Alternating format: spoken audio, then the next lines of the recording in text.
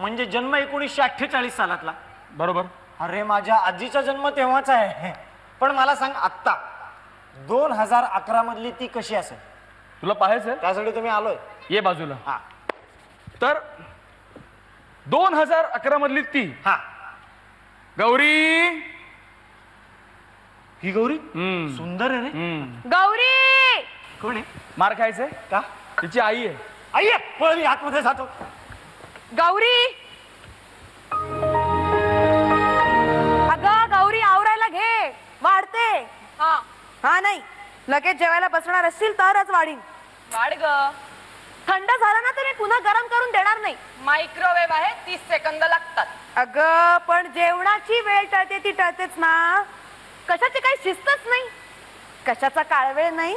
मध्यरात्री झोपायचं, मग सकाळी 4 घास तोंडात कोंबून जॉबला बाहेर पडायचं. पुन्हा येणार कधी याची गॅरंटी नाही. ते SMS इंटरनेट तर 5वीला पुजले. खरं जगता कधी का तुम्ही? निदान वेळेवर लग्न व्हावं असं वाटतंय ना माझं. तुमच्यासारखं नाही, इथे आमचं आम्हालाच ठरवावं लागतं. मॅरेज साईट बघतीये. मला नको सांगू तुझी मॅरेज साईट नी प्लेसमेंटची साईट. हातचं सोडायचं आणि साईटवर धावायचं. आई प्लीज, आता अश्विन वरून तुम्हाला पुन्हा टोकू नकोस. मी त्याला ऑलरेडी नाही म्हणून सांगितलंय. चांगला माहितीतला मुलगा. आई माहितीतला मुलगा आहे काय क्वालिफिकेशन आहे? माहितीतला मुलगा, माहितीतला जॉब, माहितीतलं गाव, हे सगळं फ्रॉड आहे. आणि आम्हाला जरा अनोळखी माणसं, अनोळखी गावं डिस्कवर करू देत ना. काय काय कमी होतं त्या अश्विन मध्ये? असं जास्त तरी काय होतं की मी त्याच्याशीच लग्न करावं? अगं सांग ना मला. कमाल आहे तुझी. तू खरंच वाद नको घालूस. अश्विन गौरी आहे का? हो नाही, बघते. ये रे अश्विन, आत ये. ये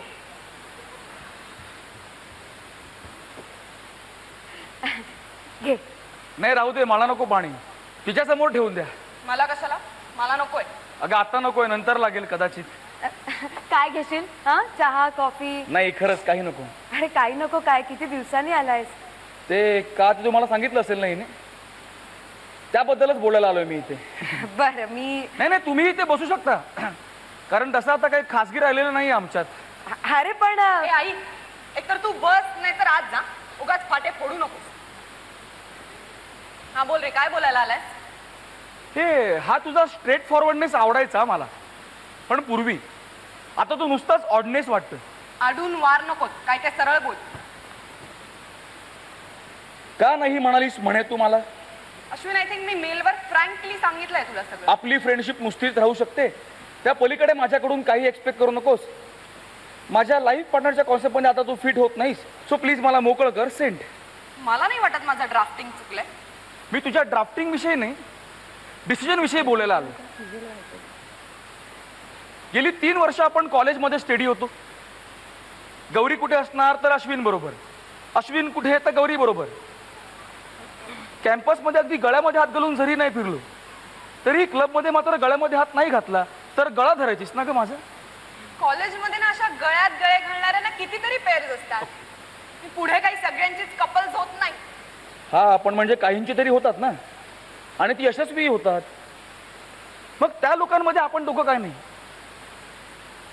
तुझ्या आयुष्यामध्ये असं काय वेगळं घडलं की तुला मी तुझा लाईफ पार्टनर वाटेन असं झालं? 2 वर्ष तू इकडे जॉब करतेस, मी मुंबईत जॉब करतोय, बस. बाकी असा काय फरक पडला की तुला 2 ओळींचा मेल करून हे असं मोकळं व्हावं असं वाटलं? भेटून बोलायची, डिस्कस करायची गरजही नाही वाटली? इतकी तकलादू होती आपली मैत्री, इतकी पोकळ होती आपली relationship. 1 minute Ashwin, don't mix the issues. आपण आधी रिझनिंग बद्दल बोलू, माझ्या रिॲक्ट होण्याच्या पद्धतीबद्दल नको. आणि आपली कॉलेजमधली रिलेशनशिप मी कुठे डिनाय करतेय, पण ते कॉलेज लाईफ होतं आणि आता खरं लाईफ सुरू झालंय. तो आपला पास्ट खरा, रोमॅन्स खरा, नाईट आउट्स खऱ्या. But now we have cross 20 आणि आता रोमॅन्स नाही, रियालिटी फेस करायची आहे. मग काय रियालिटी?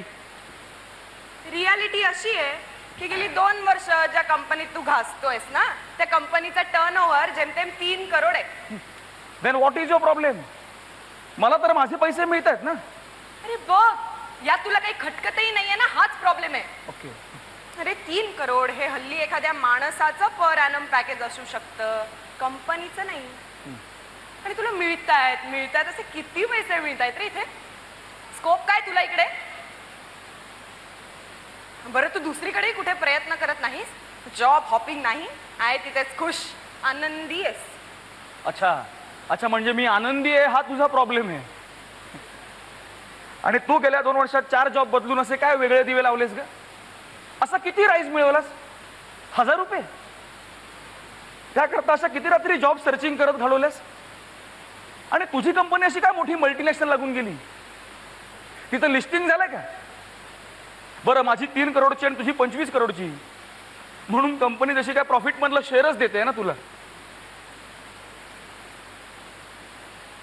डोंट रिडिक्यूल मी, कळलं ना? मी इथे अस्वस्थ आहे, रात्रंदिवस घासतेय. मी कुठे म्हणते माझी कंपनी ग्रेट आहे म्हणून, पण आज ना उद्या मला मिळेल ती, कळलं ना? मी जंग पछाडेन. एक नाही रे, 10 जॉब्स बदलेन, पण एक ना एक दिवस माझ्या लायकीचा जॉब ना मी मिळवूनच दाखवेन, लक्षात ठेव. हो, पण काय तुझी लायकी नेमकी काय ती तर कळू दे. तुला 10वीत 79% मिळाले. अपेक्षा होती अबोव 85 ची. फर्ग्युसनला ऍडमिशन मिळाली नाही, सिम्बॉयसिस मध्ये आलीस अस्वस्थ. सिम्बॉयसिस मध्ये हवा तो ग्रुप मिळाला नाही, चढफडत राहिलीस. ग्रॅज्युएशनला जेमतेम क्लास मिळाला, nervous. Ashwin, now you crossing your limits. ते पहिल्या जॉबसाठी 80 ठिकाणी CV पाठवलेस, 4 जणांकडून रिस्पॉन्स आला. त्यातही 4थ्या ठिकाणी जेमतेम सिलेक्ट झालीस, कारण ऐनवेळी जॉईन होणारं कोणीतरी अधिक चांगली अपॉर्च्युनिटी मिळाली म्हणून विड्रॉ झालं म्हणून. आई, he is trying my patience. मला मध्ये पाडू नका, तुम्ही तुमचं काय ते बघून घ्या. आत्ताच्या आत्ता चालता होतो इथून. आई, मी मागाशी म्हटलं होतं ना हिला पाणी लागणार. Ashwin, please shut your mouth. अगं, थोबाड बंद कर असं सरळ म्हण ना, कशाला उगाच ते शट युअर माउथ वगैरे. हे बघ, आपण काही डिसूजा किंवा फर्नांडिसांच्या घरी जन्माला आलो नाही, किंवा त्या पेडरोडवरच्या एलिट क्लास मधल्या गिन्या चुन्या मराठी लोकांपैकी नाही. आपण दोघंही मध्यमवर्गीय मराठी घरात जन्माला आलो. कारट्या उठ नाहीतर ढुंगणावर लात मारेने असं म्हणणाऱ्या बापाचे लेख आपण. माझे बाबा असा कधी नाही म्हणायचे. कुल्यावर म्हणत असतील, काय फरक काय पडतो? तात्पर्य तसं आपल्या दोघांचंही इंग्रजी यथातथाच. कॉलेजमध्ये दोघांनाही इंग्लिशचा कॉम्प्लेक्स. ए, तुला त्या डिग्रीच्या पोरांबरोबर बाईकवरून फ्रीकआउट करायला जावं असं वाटायचं ना.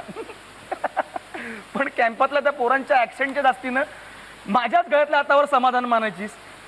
हलकट, नीच, कुत्रा. आता आली माय बोलीवर. आई, थोर तुझे उपकार. मला मध्ये पाडू नका सांगून ठेवतेय. नाही नाही नाही, मी तुम्हाला नाही, मी ना त्या जनरल आई विषयी बोलतोय. हा, मग ठीक आहे. तुम्हाला सांगतो ना आई, जगातल्या इतर कोणत्याही भाषेमध्ये हा फोर्स नाही. हलकट, नीच, कुत्रा. Get lost. Get lost. आता दरवाजा ठरवला गौरी, तर मी कसा जाणार? हा ग्लास फेकून मारे ना तुला, जोकर. अगं, मी तुला तुझी लायकी कशी आहे हे सांगतो, तर ग्लास फेकून मारण्याचं एक म्हणजे. मिनिट, माझी लायकी काढायचा तुला कुणी अधिकार दिला रे? तुझी तरी लायकी काय ना, मी सांगतो. अगं, नको काढूस, अजिबात नको.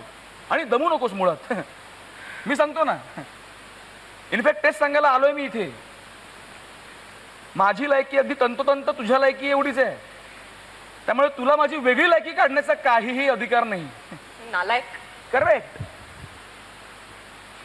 समाजाच्या दृष्टीने आपण जरी अनेक बाबतीत नालायक ठरलो ना, तरी एकमेकांच्या बाबतीत मात्र आपण अगदीच लायक आहोत. लायक म्हणजेच अनुरूप होणं. आई,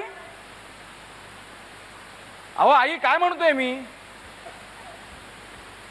आता हे तू मला विचारतोयस का जनरल आईला विचारतोयस? अहो, आता तुम्ही आणि जनरल आई काय वेगळ्या आहात का? म्हणजे आता मला सांगा, शेवटी आई ती आईच हो की नाही? हो.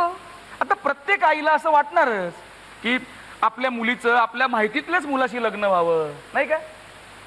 मग मुलगा भले नसेल कोणी IAS IPS IT किंवा IT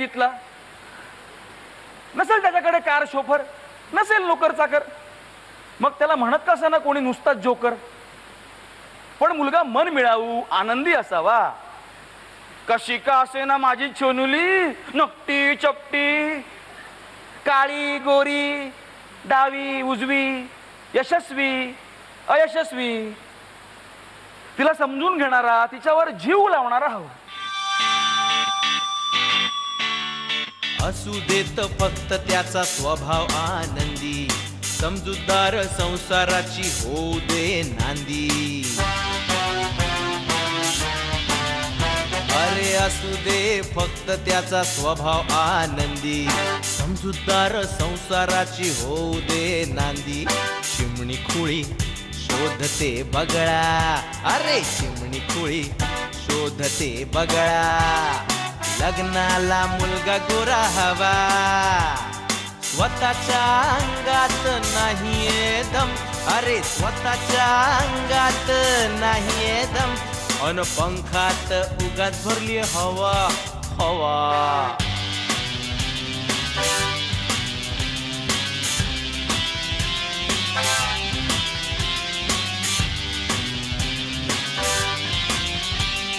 चिमणीच्या चिवण्या डोळ्यात आहेत स्वप्नांचे फ्लायओव्हर, संसार शोधते नेटवर आणि सुखाचे हॅपी आवर. आता बोला. वाटू लागले बगळे ही बोरिंग, वाटू लागले आता बगळे ही बोरिंग. चिमणीला हवा राजहंस नवा, स्वतःच्या अंगात नाहीये दम, अरे स्वतःच्या अंगात नाहीये दम. अन पंखात उगाच भरली हवा हवा.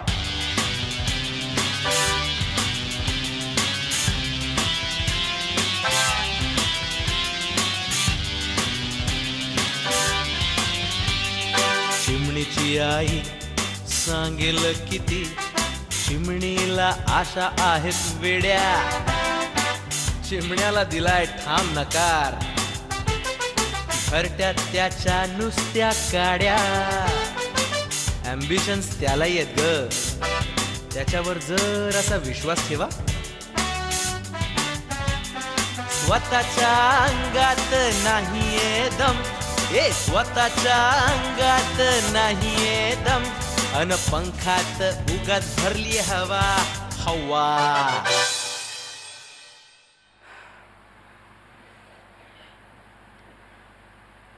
खूप आवडते हो मला तुमची गौरी.